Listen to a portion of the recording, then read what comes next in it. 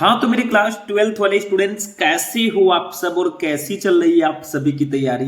I hope कि आप सभी बहुत अच्छे होंगे और अपने बोर्ड एग्जाम की तैयारी भी बहुत ही शानदार तरीके से कर रहे होंगे। देखो स्टूडेंट, आज मैं आपके लिए क्लास 12th हिंदी का एक ऐसा क्लास लेकर आया हूं जो उन सभी स्टूडेंट्स के लिए बहुत ज्यादा इंपॉर्टेंट है जिनको 24 फरवरी को 12th हिंदी का पेपर देना है।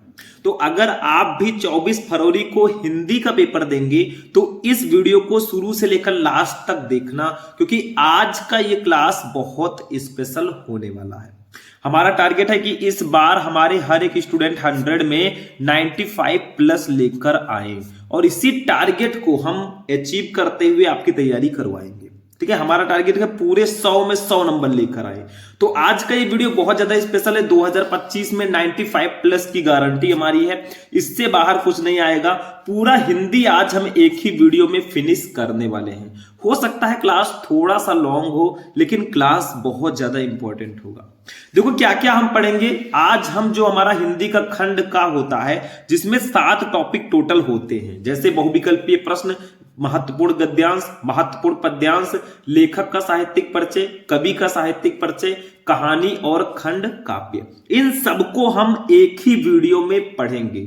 सही सुना आपने। बहुविकल्पीय प्रश्न का 10 नंबर, महत्वपूर्ण गद्यांश का 10 नंबर, पद्यांश का 10 नंबर, लेखक का साहित्यिक परिचय 5 नंबर, कवि का साहित्यिक परिचय 5 नंबर, कहानी 5 नंबर और खंड काव्य 5 नंबर। टोटल ऐड करें तो 50 नंबर का क्वेश्चन आज हम सॉल्व करने वाले हैं।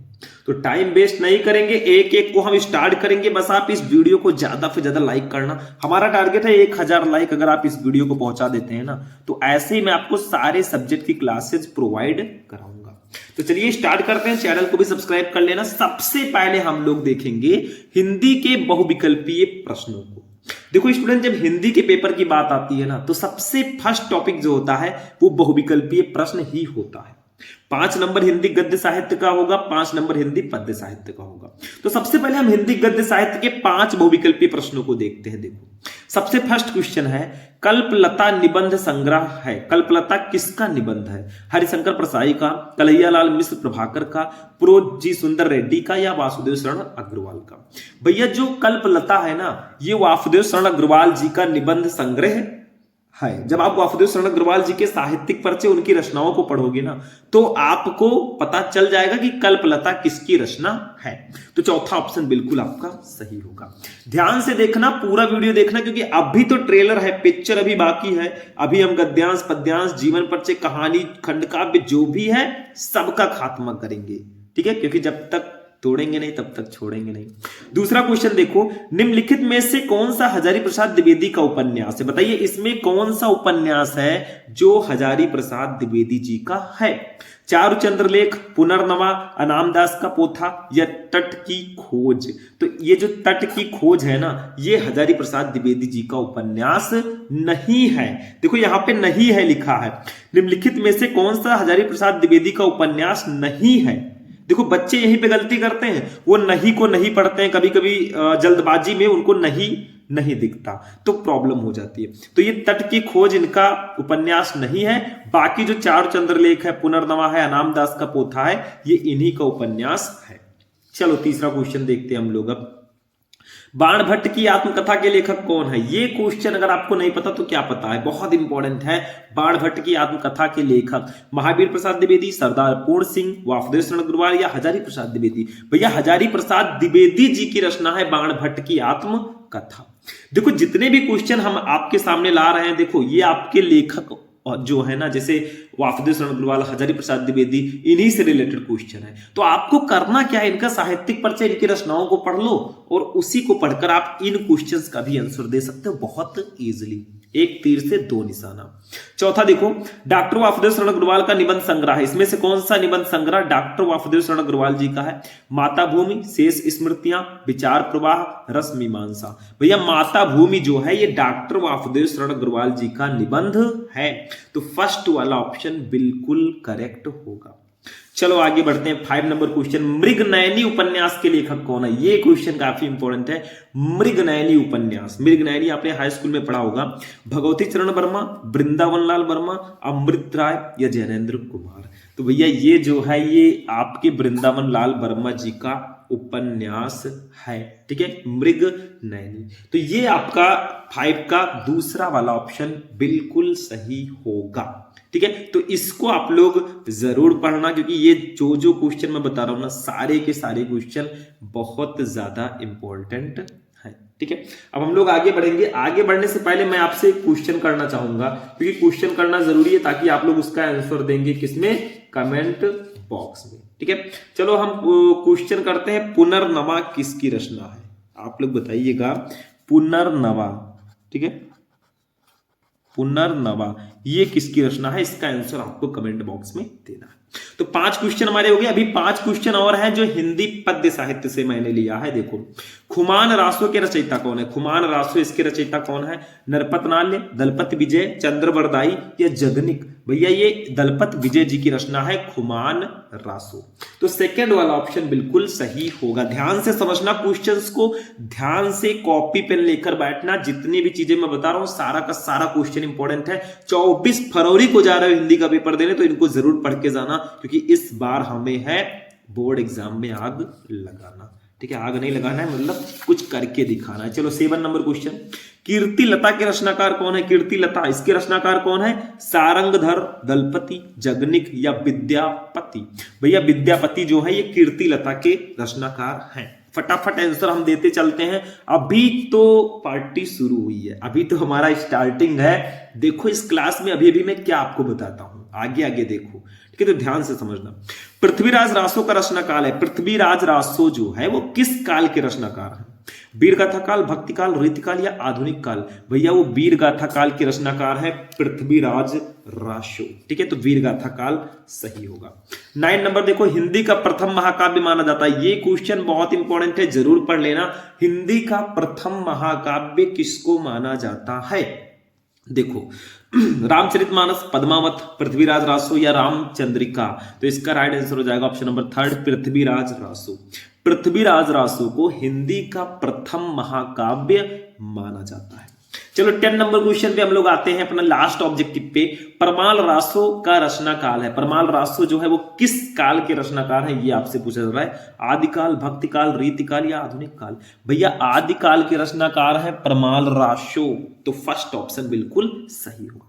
तो ये 10 बहुविकल्पीय प्रश्न मैंने आपको बताए। ये 10 क्वेश्चन बहुत ज्यादा इंपॉर्टेंट हैं। ऐसा मैं नहीं कहूंगा कि यही 10 क्वेश्चन पढ़ने से आपका 10 नंबर क्लियर होगा, और भी क्वेश्चंस आपको पढ़ने पड़ेंगे। ये 10 नंबर क्लियर करने के लिए ना कम से कम 300 से 400 क्वेश्चन या 500 क्वेश्चन तक पढ़ने होते हैं। तो आप लोग जरूर पढ़िए, हम आपको निरंतर बताते रहते हैं। आप लोग ऑब्जेक्टिव क्वेश्चन सर्च करना चाहे तो यूट्यूब पे सर्च करेंगे, आ जाएगा class 12 Hindi important objective question, Shubham lecturer, आपको क्लास मिल जाएगा, ठीक। तो बहुविकल्पीय प्रश्न खत्म हुआ। अब गद्यांश पे चलते हैं। अभी तो हमने एक टॉपिक पढ़ा है, अभी तो 6 टॉपिक है, क्योंकि 7 टॉपिक आज हम पढ़ेंगे। अब महत्वपूर्ण गद्यांश की अगर बात करें, देखो मैंने सब कुछ इसमें सिखाया है, कैसे आपको इसको सॉल्व करना है, कैसे आपको एग्जामिनर पूरे नंबर देगा, सब कुछ मैंने बताया है। तो ध्यान से समझो, पहले गद्यांश को हम पढ़ेंगे, फिर इसके नीचे 5 क्वेश्चन रहेंगे। देखो 1 ये हो गया, और 2, 3, 4, 5 5 क्वेश्चन रहेंगे 2-2 नंबर का, आपको 10 नंबर मिलेगा। बहुत ईजी होता है, सिर्फ समझते हुए चलना, बाकी इसमें कुछ नहीं है। देखो पढ़ो इसको, पहले ध्यान से पढ़ो। अद्भुत है मेरा ये मित्र, उसके पास दोषों का कैटलॉग है। मैंने सोचा कि जब तक वो हर परिचित की निंदा कर रहा है, तो क्यों ना मैं लगे हाथ विरोधियों की गत इसके हाथों करा लूं। मैं अपने विरोधियों का नाम लेता गया और वो उन्हें निंदा की तलवार से काटता गया, ठीक है। जैसे लकड़ी चीरने की आरा मशीन के नीचे मजदूर लकड़ी का लट्ठा खिसकाता जाता है और वो चीरता जाता है, वैसे ही मैंने अपने विरोधियों के नाम एक एक कर खिसकाए और वो उन्हें काटता गया। कैसा आनंद था दुश्मनों को रण क्षेत्र में एक के बाद एक कटकर गिरते हुए देखकर, योद्धा को भी ऐसा ही सुख होता होगा। अब देखो ये ध्यान से समझो, पहले ये पहचानो कि ये किस पाठ का गद्यांश है। पहचान सकते हो कि नहीं पहचान सकते हो? बिल्कुल पहचान सकते हैं, क्योंकि देखो इसमें कई बार अगर आप लोग नोटिस करेंगे तो देखो निंदा वर्ड कई बार आया, यहां पे निंदा हो गया और यहां पे निंदा हो गया, मतलब ऐसे करके भैया निंदा वर्ड कई बार आया है।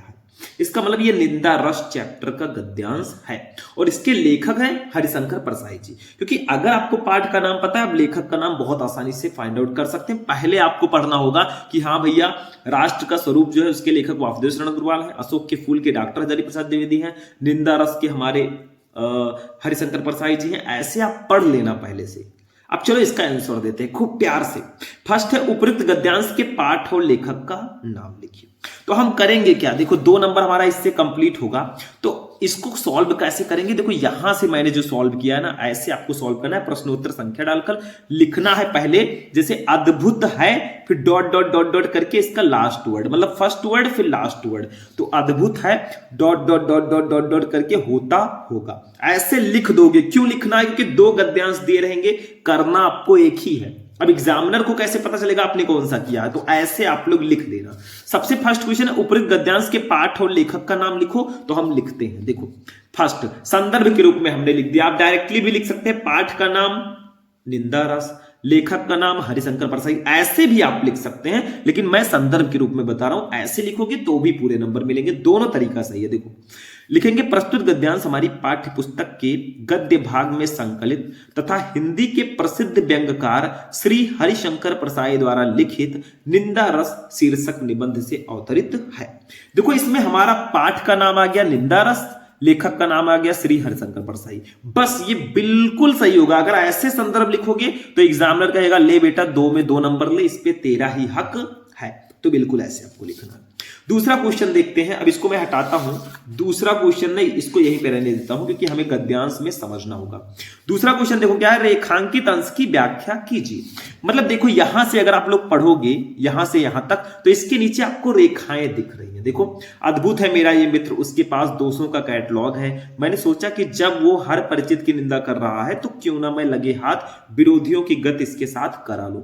इसका अपनी भाषा में व्याख्या करना। अब आप कहेंगे सर जी ये ऑलरेडी हिंदी में है, इसका हिंदी में कैसे व्याख्या करें। देखो इसी को थोड़ा चेंज करके आपको लिख देना है, ये मैं कहना चाह रहा हूं। तो कैसे लिखेंगे, देखो लिखेंगे दूसरा रेखांकित अंश की व्याख्या और थोड़ा चेंज करके लिखेंगे। देखो कैसे, लेखक श्री हरिशंकर परसाई जी का कहना है कि उनका निंदक मित्र बहुत ही अद्भुत और विचित्र है, जिसके पास 200 और बुराइयों का अच्छा खासा सूची पत्र है।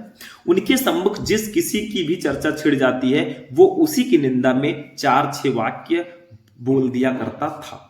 लेखक के मन में विचार आया कि क्यों ना वो भी अपने कुछ एक परिचितों की जो उसके विरोधी हैं उसकी निंदा उसके माध्यम से करवा ले। तो थोड़ा चेंज करके, जैसे 2-3 लाइन वहां पे दिया गया था, आप 5-6 लाइन में लिख दो। थोड़ा चेंज करके लिखना है, आपको नंबर मिलेगा पूरे के पूरे। अगर ऐसे लिखोगे ऐसे एग्जामिनर आपको नंबर दे देगा। मतलब मेरा कहना है कोई जरूरी नहीं है कि एकदम किताब वाला आप पढ़ के जाओ वही लिखो, अपनी तरफ से अगर लिख दोगे नंबर पूरा मिलेगा। तीसरे क्वेश्चन पे हम लोग देखते हैं, लेखक ने किसका उदाहरण आरा मशीन से दिया है। तो देखो यहां पे क्या लिखा है, देखो ध्यान से समझो। मैंने सोचा कि जब वो हर परिचित की निंदा कर रहा है तो क्यों ना मैं लगे हाथ विरोधियों की गत इसके हाथों करा लूं। अपने विरोधियों का नाम लेता गया और वो उन्हें निंदा की तलवार से काटता गया, जैसे लकड़ी चीरने की आरा मशीन के नीचे मजदूर लकड़ी का लट्ठा खिसकाता है और वो चीरता जाता है। ठीक है, वैसे ही देखो तो लेखक ने निंदक का उदाहरण आरा मशीन से दिया, मतलब निंदक का उदाहरण आरा मशीन से दिया है, क्योंकि उसने कहा कि निंदक जो है ना वो जैसे जैसे मैं नाम लेता जाऊंगा उसकी वो निंदा करता जाएगा, बिल्कुल आरा मशीन की तरह। तो निंदक का उदाहरण उन्होंने आरा मशीन से दिया। 2 नंबर ये भी कंप्लीट। तीसरा देखो क्वेश्चन क्या है। चौथा, लेखक ने अपने विरोधियों की गत किसके हाथों कराने का विचार किया। तो लेखक ने अपने विरोधियों का गत किसके हाथों कराने का विचार किया, निंदक मित्र के हाथों। देखो लिखा अद्भुत है मेरा ये मित्र, उसके पास 200 का कैटलॉग है। ठीक है, मैंने सोचा कि जब वो हर परिचित की निंदा कर रहा है तो क्यों ना मैं लगे हाथ विरोधियों की गत इसके हाथों करा लूं। तो ऐसे लिख देना, लेखक ने अपने विरोधियों की गत निंदक मित्र के हाथों कराने का विचार किया कि अपने निंदक मित्र से मैं उसकी निंदा करवा लूं। 2 नंबर ये भी कंप्लीट। समझ में आ रहा है, ध्यान से समझना, पूरा नंबर मिलेगा अगर आप ऐसे लिख कर आओगे एग्जाम में। 5वां देखो क्या है क्वेश्चन, योद्धा को क्या देखकर निंदक के जैसा ही सुख प्राप्त होता होगा। मतलब योद्धा को क्या देखकर निंदक के जैसा ही सुख प्राप्त होता होगा। तो देखो ये दुश्मनों को रण क्षेत्र में एक के बाद एक कटकर गिरते हुए देखकर योद्धा को ऐसा ही सुख होता होगा। बस यही लिख दो। देखो, दुश्मनों को रण क्षेत्र में एक के बाद एक कटकर गिरते हुए देखकर योद्धा को निंदक जैसा ही सुख प्राप्त होगा। बस यही लिख दो मेरे भाई, नंबर पूरा मिलेगा, 2 नंबर ये भी। और ऐसे करोगे ना, यकीन मानो भैया, एग्जामिनर कहेगा ले बेटा 10 में 10 ले, वो आधा नंबर भी नहीं काटने वाला। तो ऐसे आपको गद्यांश जाकर सॉल्व करना है। ऐसे सॉल्व करोगे पूरे के पूरे नंबर मिलेंगे, टेंशन बिल्कुल नहीं लेने का। तो मैं इसको हटाऊं, हमारा गद्यांश वाला पोर्शन हो गया, 10 नंबर ये कंप्लीट हुआ। तो बहुविकल्पीय प्रश्न और गद्यांश हमारा फिनिश हो गया है। लेकिन अभी तो ट्रेलर है, मैंने कहा था 7 टॉपिक हम देखेंगे, अभी 2 टॉपिक हुआ है। देखो, जैसे हम मेहनत कर रहे हैं, आप लोग भी बहुत अच्छे से पढ़ाई करें, अपने माता पिता का नाम रोशन करें, मतलब अच्छे से आपको पढ़ना है, ठीक है। हम तो मेहनत कर ही रहे हैं और सपोर्ट हमको करते रहें, ताकि हमें भी एक मोटिवेशन मिलता रहे कि हाँ, बच्चे हमको निरंतर सपोर्ट कर रहे हैं। चलो अब पद्यांश पे हम लोग चलते हैं। भैया जैसे गद्यांश होता है वैसे पद्यांश भी होता है, 10 नंबर का ये भी आता है। ये हिंदी पद्य के चैप्टर्स से होंगे। इसमें भी एक पद्यांश दिया जाएगा, नीचे 5 क्वेश्चन रहेगा, आंसर दो, पूरा नंबर ले जाओ। तो देखो, पद्यांश की अगर बात करें तो जो पद्यांश आपके सामने है ना, इसको थोड़ा सा हम पढ़ेंगे, थोड़ा मीनिंग निकालेंगे, तब हम इसका आंसर बहुत आसानी से दे पाएंगे। क्योंकि पद्यांश जो है गद्यांश के इतना वो इजी नहीं होता। गद्यांश में आपको सब आंसर दिया रहता है, यहाँ पे आपको थोड़ा हिंदी मीनिंग निकालना होगा, तो आप बहुत ही इजीली उसको सॉल्व कर पाएंगे। देखो ध्यान से समझो। जाते जाते अगर पथ में क्लांत कोई दिखावे, तो जाके सन्निकट उसकी क्लांतियों को मिटाना, धीरे धीरे परस करके गात उत्ताप खोना, सदगंधों से श्रमित जन को हर्षितों सा बनाना, लज्जाशीला पथिक महिला जो कहीं दृष्टि आए, होने देना विकृत वसना तो ना तो सुंदरी को, जो थोड़ी भी श्रमित हुआ हो गोद ले श्रांति खोना, होठों की कमल मुख की म्लानताएं मिटाना। यहाँ पे पवन दूतिका चैप्टर का ये पद्यांश है। और राधा जी पवन से कहती हैं, उनको भेजती हैं कि श्री कृष्ण जी के पास वो संदेश भिजवाएं कि उनके जाने के बाद राधा जी का हाल कैसा हो चुका है, तो उसी के लिए वो भेजती हैं। तो कहती हैं, देखो, जाते जाते अगर पथ में क्लांता कोई दिखावे, मतलब जाते जाते अगर पथ में तुम्हें रास्ते में क्लांत का मतलब होता है थका हुआ, ठीक है, कोई दिखावे, कोई भी दिखाई दे, मतलब वो कह रही हैं, राधा पवन दूतिका से आगे कह रही हैं कि मार्ग में तुम्हें कोई थका हारा व्यक्ति अगर मिल जाए, तो जाके सन्निकट उसकी क्लांतियों को मिटाना। तो जाके जाना सन्निकट, उसके निकट उसकी क्लांतियों को, उसकी थकावट को मिटाना, मिटा देना। तो तुम उसके पास चले जाना, फिर धीरे धीरे उसके शरीर को स्पर्श करके उसके थकावट को मिटा देना। क्योंकि पवन दूतिका से कह रही है, मतलब पवन है, वायु है। अगर कोई गर्मी से बेहाल है, मतलब थका हुआ है, और हवा चल जाए गर्मियों में, कितना मजा आएगा, वही चीज वो कह रही है। धीरे धीरे परस करके गात उत्ताप खोना, मतलब धीरे धीरे परस करके, उसको स्पर्श करके गात का मतलब होता है शरीर, ठीक है, उत्ताप मतलब उसकी गर्मी को खोना, मतलब वो कहती हैं कि साथ ही धीरे धीरे उसके शरीर को स्पर्श करके उसकी गर्मी को, उसके शरीर की गर्मी को मिटा देना, सदगंधों से श्रमित जन को हर्षितों सा बनाना। और सदगंधों से, मतलब सदगंध का मतलब खुशबू या सुगंध से, श्रमित मतलब थके हुए जन, लोगों को हर्षितों यानी कि प्रसन्न सा बनाना, कर देना। और वो कहती हैं कि साथ ही उसके चारों ओर अपनी सुगंध बिखेर कर उस थके व्यक्ति को प्रफुल्लित कर देना। मतलब राधा जी पवन को कहती है कि अगर कोई भी थका सहमा सा दिखाई दे, तो थकावट उसकी थकावट को मिटा देना, उसके शरीर को स्पर्श करके उसके दुख संताप को मिटा देना, और उसके चारों ओर सुगंध बिखेर कर उस थके हुए व्यक्ति को प्रसन्न कर देना। आगे देखो, लज्जाशीला पथिक महिला जो कहीं दृष्टि आए, फिर वो कहते हैं लज्जाशीला यानी कि लाजवंती, ठीक है, पथिक महिला, पथिक का मतलब क्या होता है, मुसाफिर या यात्री, कोई महिला दृष्टि आए तुम्हें दिखाई देती है, मतलब वो कहती हैं कि हे पवन, यदि तुझे मार्ग में कोई लाजवंती स्त्री दिखाई दे, ठीक है, होने देना विकृत वसना तो ना तो सुंदरी को, मतलब होने देना तो ना होने देना, विकृत वसना मतलब विकृत, बिखरने देना, वसना उसके वस्त्र को, विकृत वसना का मतलब होता है वस्त्र को अस्त व्यस्त करना या उड़ाना, ठीक है, तो ना तो सुंदरी को, उस सुंदरी को। तो कहते हैं कि तू उसके वस्त्रों को मत उड़ाना, मतलब इतनी तेजी से मत चलना कि उसके वस्त्र अस्त व्यस्त हो जाए, ऐसा बिल्कुल मत करना।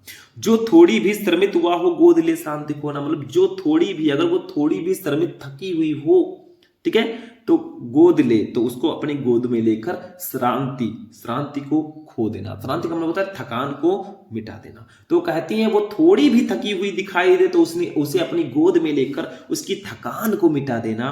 होठों की और कमल मुख की मलानताएं मिटाना, मतलब होठों की और कमल मुख की, मतलब कमल सदृश मुख की मलानता, मलिनता को मिटाना, हर लेना, और उसके होठों और कमल सदृश दिखने वाले उसके मुख की मलिनता को हर लेना। मतलब वो ऐसा कहती हैं, परोपकार का व्यवहार करने को वो कहती हैं पवन दूतिका से। अब क्वेश्चन का आंसर हम दें, बहुत इजी हो गया क्योंकि हमने आपको बता दिया है। देखो उपयुक्त पद्यांश के शीर्षक और कवि का नाम लिखिए। तो वैसे सेम हम करेंगे। देखो इसका फर्स्ट वर्ड जाते जाते डॉट डॉट करके मलानताएं मिटाना, ये देखो जाते जाते डॉट डॉट करके मलानताएं मिटाना। उपयुक्त पद्यांश के शीर्षक और कवि का नाम लिखिए, तो ऐसे लिखेंगे, फर्स्ट संदर्भ लिख देंगे। आप डायरेक्टली भी लिख सकते हैं, शीर्षक का नाम पवन दूतिका, कवि का नाम अयोध्या सिंह उपाध्याय हरिओद, लेकिन हम संदर्भ के रूप में लिखेंगे, 2 नंबर पूरे मिलेंगे। देखो प्रस्तुत पद्यांश महाकवि अयोध्या सिंह उपाध्याय हरिओद द्वारा रचित प्रिय प्रवास से हमारी पाठ्य पुस्तक के पद्य भाग में संकलित पवन दूतिका शीर्षक काव्यांश से उद्गृत है या अवतरित है। ऐसे लिखोगे 2 नंबर पूरे मिलेंगे। देखो कवि का नाम यहाँ पे और पाठ का नाम यहाँ पे, लो भैया पूरे के पूरे नंबर आप ले जाओ। दूसरा देखो, रेखांकित अंश की व्याख्या कीजिए। इतने का आपको व्याख्या करना है। देखो यहां से, धीरे धीरे परस करके गात उत्ताप खोना, सदगंधों से श्रमित जन को हर्षितोषा बनाना। तो इसको ऐसे लिखेंगे, राधिका, रेखांकित अंश की व्याख्या खूब सुंदर सा हेडिंग डालेंगे और लिखेंगे, राधिका पवन दूतिका से कहती है कि जाते जाते यदि मार्ग में तुझे कोई थका हुआ व्यक्ति दिखाई दे तो तू धीरे धीरे उसके शरीर को स्पर्श करते हुए उसके शारीरिक ताप को दूर करना और अपनी सुगंध से उस व्यक्ति का मन प्रसन्न कर देना। ऐसा वो पवन से कहती हैं। ठीक है, बस हो गया भैया, 2 नंबर ये भी आपका कंप्लीट। तीसरा, राधा पवन को क्लांत व्यक्ति के संबंध में क्या समझाती है। तो देखो क्या समझाती हैं, राधा पवन को क्लांत व्यक्ति यानी कि जो थका हुआ व्यक्ति है उसके संबंध में क्या समझाती हैं। तो राधा पवन को क्लांत व्यक्ति का दुख दूर करने, उसके शरीर की गर्मी को दूर करने और अपनी सुगंध से उसका मन हर्षित या मन प्रसन्न करने के संबंध में समझाती हैं। 2 नंबर ये भी मैंने कहा था ना कि मन प्रसन्न करने के संबंध में भी वो बताती हैं, तो वही चीज यहाँ पे आपसे कहा जा रहा है। चौथा क्वेश्चन देखो, राधा ने पवन को पथिक महिला के साथ कैसा व्यवहार करने का निर्देश दिया। तो भैया यही है, देखो राधा ने पवन को पथिक महिला के संबंध में निर्देश देते हुए कहा कि वह उस लज्जाशीला महिला के वस्त्रों को ना उड़ाए, अपनी गोद में लेकर उसकी थकावट दूर करे तथा उसके होठों व कमल जैसे मुख की मलिनता को अपनी शीतलता से दूर करे। 2 नंबर इसका भी वही चीज जो मैंने अभी आपको हिंदी मीनिंग के साथ बताया ना, वही चीज यहाँ पे कहा जा रहा है। कुछ एक्स्ट्रा चीजें नहीं है, तो सारी चीजें वही है, सेम सेम। ठीक है, चलो 5वां क्वेश्चन देखो, कमल मुख में कौन सा अलंकार है। कमल मुख मतलब कमल के समान मुख, यहाँ उपमेय में उपमान की क्या होगा, यहाँ पे कमल मुख में उपमा अलंकार होगा। बस इतना लिख देना, 2 नंबर ये भी कंप्लीट। तो ऐसे अगर लिखोगे मेरे भाई 10 में 10 पूरे नंबर मिलेंगे, काटने वाला कोई नहीं है, टेंशन मत लेना। तो आपका पद्यांश वाला पोर्शन भी फिनिश हो चुका है। तो अभी तो हमने 3 टॉपिक पढ़े हैं, अभी क्या, अभी तो ट्रेलर है, पिक्चर अभी बाकी है, इसको कंप्लीट किया, इसको किया, इसको किया। अभी लेखक का साहित्यिक परिचय, कवि का साहित्यिक परिचय, कहानी और खंड काव्य बाकी है। तो बस आगे बढ़ते चलो, टेंशन मत लो, जब तक है आपका भाई शुभम, नो टेंशन। चलो हम लेखक का साहित्यिक परिचय लेकर आए हैं। एक हमारे आचार्य हजारी प्रसाद द्विवेदी जी हैं, हम उनका साहित्यिक परिचय आपको इस क्लास में बताएंगे लेखक में। वैसे हैं तो कई लेखक इंपॉर्टेंट है, वासुदेव शरण गुरवाल, हजारी प्रसाद द्विवेदी, प्रोजी सुंदर रेड्डी। तो जीवन परिचय या साहित्यिक परिचय का मैंने क्लास आपको पहले भी दे दिया है, आप लोग सर्च करोगे क्लास 12 हिंदी इंपॉर्टेंट जीवन परिचय शुभम लेक्चरर, आपको वो क्लास मिल जाएगा। सारे के सारा साहित्यिक परिचय या जीवन परिचय एक ही वीडियो में मैंने आपको बताया है, बट यहां पे एक का मैंने लिया है, एक लेखक और एक कवि का हम लोग देखेंगे। देखो आचार्य हजारी प्रसाद द्विवेदी, सबसे पहले इनका जीवन परिचय एक छोटा सा लिखेंगे। देखो मेन तो हमारा साहित्यिक परिचय जो यहाँ पे लिखा है, देखो यहाँ पे ये सबसे इंपॉर्टेंट है क्योंकि साहित्यिक परिचय मेरे लिए आता है, लेकिन पहले हम जीवन परिचय थोड़ा सा देखेंगे, ध्यान से समझना। जीवन परिचय में इनका जन्म कब और कहां हुआ है, इनकी थोड़ी शिक्षा और इनकी मृत्यु के बारे में लिख दो, बाकी आपको मेनली साहित्यिक परिचय पे ध्यान देना है। तो देखो जीवन परिचय, हिंदी के श्रेष्ठ निबंधकार आचार्य हजारी प्रसाद द्विवेदी का जन्म सन 1907 ईस्वी में बलिया जिले के दुबे का छपरा नामक ग्राम में हुआ था। ये लाइन बहुत इंपॉर्टेंट है, मतलब इनका जन्म कब और कहाँ हुआ। इनके पिता श्री अनमोल द्विवेदी ज्योतिष और संस्कृत के प्रकांड विद्वान थे। हजारी प्रसाद द्विवेदी का 19 मई 1979 ईस्वी को रुग्णता के कारण स्वर्गवास हो गया। बस इतना सा आप जीवन परिचय में लिखो, बहुत ज्यादा लिखने की जरूरत है नहीं, क्योंकि साहित्यिक परिचय भी हमें लिखना है, तो इसको बहुत बड़ा लिखने की कोई जरूरत नहीं है। बात का बतंगड़ हमें नहीं बनाना है, ठीक है। तो साहित्यिक परिचय ये मेन हेडिंग हमारा होगा, ये वाला, ठीक है, वेरी इंपॉर्टेंट। देखो साहित्यिक परिचय मतलब इनका साहित्य में कैसा परिचय है, इनको कौन कौन सा पुरस्कार मिला, वो आपको साहित्यिक परिचय में लिखना होता है। देखो ध्यान से समझो साहित्यिक परिचय। हजारी प्रसाद द्विवेदी साहित्य के प्रख्यात निबंधकार, इतिहास लेखक, अन्वेषक, आलोचक, संपादक तथा उपन्यासकार के अतिरिक्त कुशल वक्ता और सफल अध्यापक भी थे। मतलब इतनी सारी क्वालिटीज, देखो वो निबंधकार भी थे, निबंध लिखते थे, इतिहास लेखक भी थे, इतिहास भी लिखते थे, अन्वेषक आलोचक भी थे, आलोचना भी लिखी, संपादक भी थे, संपादन भी किया, उपन्यासकार भी थे, उपन्यास भी लिखा, कुशल वक्ता, लेक्चरर भी थे और सफल अध्यापक भी थे। इतनी सारी क्वालिटी अगर एक लेखक में आ जाएगी भाई, तो वो कितना महान, कितना ग्रेट लेखक रहा होगा, आप आइडिया लगा सकते हैं। वे मौलिक चिंतक, भारतीय संस्कृति और इतिहास के मर्मज्ञ, बंगला तथा संस्कृत के प्रकांड विद्वान थे। आगे देखो, इनके साहित्य पर संस्कृत भाषा, आचार्य रामचंद्र शुक्ल और रविंद्रनाथ ठाकुर का स्पष्ट प्रभाव है। इन्होंने विश्व भारती और अभिनव भारतीय ग्रंथमाला का संपादन भी किया, ठीक है। यही सब आपको लिखना है साहित्यिक परिचय, आप स्क्रीनशॉट लेकर रख लेना, लिख लेना इसको, ठीक है। इन्होंने नित्य प्रति के जीवन की गतिविधियों और अनुभूतियों की मार्मिकता के साथ चित्रण किया है। ये हिंदी ललित निबंध लेखकों में अग्रगण्य है। द्विवेदी जी की साहित्य सेवा को डी.लिट, पद्म भूषण और मंगला प्रसाद पारितोषिक से सम्मानित किया गया है। बस इतना साहित्यिक परिचय में आप लिखो, पूरे का पूरा नंबर ले जाओ। टेंशन नहीं लेना है, हम हैं तब तक ना कोई गम है। तो साहित्यिक परिचय आपको ऐसे लिखना है। रचनाओं पे आते हैं हम लोग, इसको मैं हटा देता हूं क्योंकि अब इसका काम है नहीं। तो अब हम आते हैं अपनी रचनाओं पे।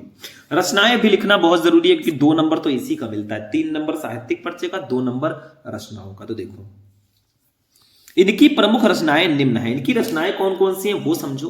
देखो मैंने हेडिंग वाइज लिखा है। निबंध संग्रह में कौन कौन सी रचना है? अशोक के फूल, कुटज, विचार प्रवाह, विचार और वितर्क, आलोक पर्व, कल्पलता, ये इनकी निबंध वाली रचनाएं हैं। आलोचना साहित्य में इनकी सूरदास, कालिदास की लालित्य योजना, कबीर, साहित्य सहचर, साहित्य का मर्म, ये इनका इनकी आलोचना वाली रचना है। इतिहास में देखा जाए तो हिंदी साहित्य की भूमिका, हिंदी साहित्य का आदिकाल, हिंदी साहित्य, इनकी इतिहास की रचनाएं हैं। उपन्यास में बाण भट्ट की आत्मकथा, चारुचंद्रलेख, पुनर्नवा और अनाम दास का पोथा, ये इनकी उपन्यास है। सारे के सारे जो रचनाएं हैं ना बहुत इंपॉर्टेंट है, इनसे रिलेटेड ऑब्जेक्टिव क्वेश्चंस भी आपको दिए जाते हैं। संपादन में नाथ सिद्धों की वानियां, संक्षिप्त पृथ्वीराज रासो, संदेश रासो। अनुदित रचनाएं, प्रबंध चिंतामणि, पुरातन प्रबंध संग्रह, प्रबंध कोश, विश्व परिचय, लाल कनेर, संदेश रासक। अब आप कहेंगे सर इतनी रचनाएं लिखना जरूरी है? नहीं भैया, अगर आप चाहो तो निबंध, इतिहास, उपन्यास, बस इन्हीं तीनों को लिख दोगे तो भी पूरा नंबर मिल जाएगा, क्योंकि मेन आपको रचनाएं लिखनी होती है। ठीक है, इतना आप लोग समझ लीजिएगा, बाकी बहुत ज्यादा लिखने की जरूरत नहीं है। अब चलते हैं कवि का साहित्यिक परिचय। कवियों में मैंने लिया है अपनी सबसे फेमस कवित्री महादेवी वर्मा जी को, आधुनिक युग की मीरा जिनको हम लोग बोलते हैं। इनका जीवन परिचय बहुत ज्यादा इंपॉर्टेंट है, पढ़ना तो पड़ेगा क्योंकि इंपॉर्टेंट है ये। ठीक है, तो पढ़ेंगे, चलो देखते हैं। देखो सबसे पहले इसमें भी हमें जीवन परिचय छोटा सा लिखना है, फिर साहित्यिक परिचय हमारा मेन होगा, फिर रचनाओं को हम जानेंगे। तो देखो जीवन परिचय में पहले देखते हैं। महादेवी वर्मा का जन्म फर्रुखाबाद के एक शिक्षित कायस्थ परिवार में सन 1907 ईस्वी में होलिका दहन के दिन हुआ था। मतलब महादेवी वर्मा जी का जन्म जो है फर्रुखाबाद के एक शिक्षित कायस्थ परिवार में 1907 ईस्वी में होलिका दहन के दिन हुआ था। इन्होंने FA, BA और MA परीक्षाएं सम्मान सहित उत्तीर्ण की। मतलब इन्होंने FA, BA और MA ये सब परीक्षाएं सम्मान सहित उत्तीर्ण की थी।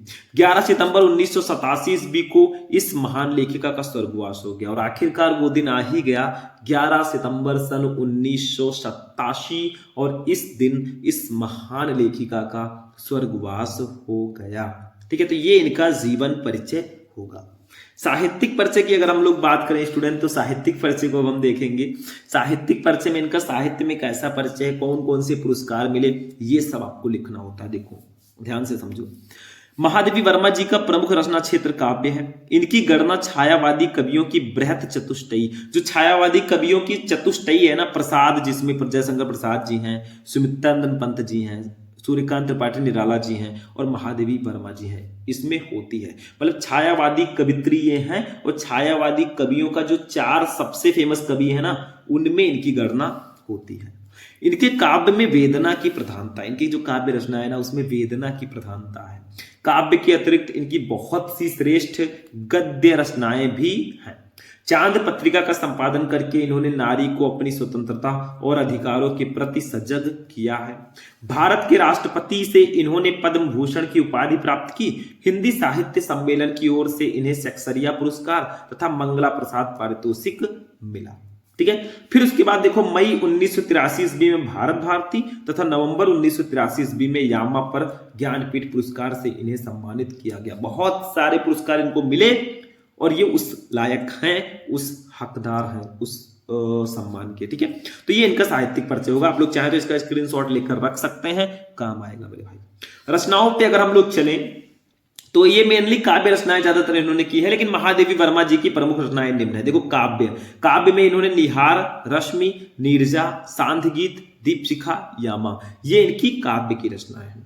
निबंध संग्रह में अतीत के चलचित्र, स्मृति की रेखाएं, श्रृंखला की कड़ियां आदि, ये इनकी निबंध वाली रचनाएं। आलोचनात्मक ग्रंथ में हिंदी का विवेचनात्मक गद्य, ये इनका आलोचनात्मक रचना है। तो ऐसे लिखो मेरे भाई, 5 में 5 पूरे ले जाओ, टेंशन मत लो। अभी हम आगे आगे आपको बहुत कुछ बताएंगे। तो अभी तो ट्रेलर है, पिक्चर अभी बाकी है। सपोर्ट बनाए रखो, देखो आगे आगे होता है क्या। चलो आगे बढ़ते हैं मेरे भाई। पंचलाइट कहानी पे हम लोग आ चुके हैं, काफी इंपॉर्टेंट कहानी है। अब कहानी की अगर बात करें तो मैंने बताया 5 नंबर ये लगभग 100% फिक्स होता है। आप लोग क्या करो, पंचलाइट, बहादुर, ध्रुव यात्रा, इन 3 कहानी को अगर इसका उद्देश्य और इसका सारांश पढ़ लेते हो ना भैया, 5 नंबर कहीं जा ही नहीं सकता। लाठी कहानी भी है, लेकिन ये 3 बहुत ज्यादा इंपॉर्टेंट है। 3 पढ़ने से आपका काम हो जाएगा। वैसे पंचलाइट कहानी का मैं सारांश आज बताने वाला हूं, उद्देश्य नहीं सारांश। ठीक है, तो इसको थोड़ा सा हम समझते हैं। देखो मैं पढ़ाते हुए चलूंगा, क्योंकि पंचलाइट कहानी में पहले भी आपको एक्सप्लेन करवा चुका हूं। आप लोग सर्च करना, अगर आपको डीपली पढ़ना है प्रेम कहानी तो सर्च करना पंचलाइट कहानी शुभम लेक्चरर, आपको वीडियो मिल जाएगी। देखो पंचलाइट रेणु जी की आंचलिक कहानी है। रेणु का मतलब फणीश्वर नाथ रेणु जी की ये कहानी है। कहानी में बिहार के एक पिछड़े गांव के परिवेश का सुंदर चित्रण किया गया है। और इस कहानी में बिहार का एक पिछड़ा गांव है ना, उसके परिवेश का सुंदर चित्रण किया गया है। महतो टोली में अशिक्षित लोग हैं, एक महतो टोली है, उसमें अनएजुकेटेड लोग हैं, अशिक्षित लोग हैं, इलिटरेट लोग हैं। उन्होंने रामनवमी के मेले में पेट्रोमैक्स खरीदा, जिसे वे पंचलाइट कहते हैं। मतलब रामनवमी का मेला था और सारे गांव वाले, सारे टोली वाले ने मिलकर एक पेट्रोमैक्स खरीदा। पेट्रोमैक्स का मतलब जो लालटेन हम लोग बोलते हैं ना, वो इसको लोग पंचलाइट बोलते हैं। पंचलाइट को ये सीधे साधे लोग सम्मान की चीज समझते हैं। मतलब ये सीधे साधे और पिछड़े लोग जो है ना, पंचलाइट को बहुत सम्मान की चीज समझते हैं कि मैं क्या लेकर आ गया। जैसे हम लोग अगर आज के जमाने में कोई गाड़ी लेकर आते हैं, बढ़िया फॉर्च्यूनर निकालें या कोई अच्छी सी गाड़ी लाएं, तो हम लोग सम्मान की चीज उसको समझते हैं। वैसे ये लोग उस जमाने में ना पेट्रोमैक्स जब खरीदे तो बहुत सम्मान की चीज उसको समझा कि हम बहुत बड़ी चीज ले आए। ठीक है, आगे देखो।